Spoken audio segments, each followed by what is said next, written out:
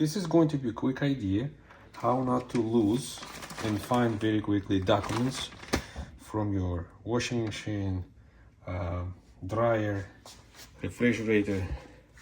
So what you do, you put it in a plastic bag and you take a magnet. That's a nice and strong magnet.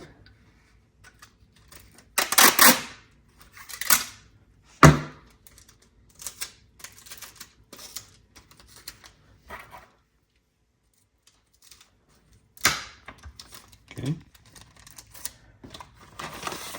And then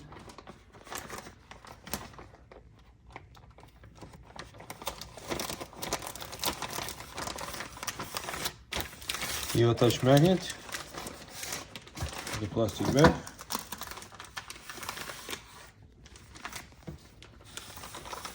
You zip it up. So naturally it has to be metal. This is your magnet.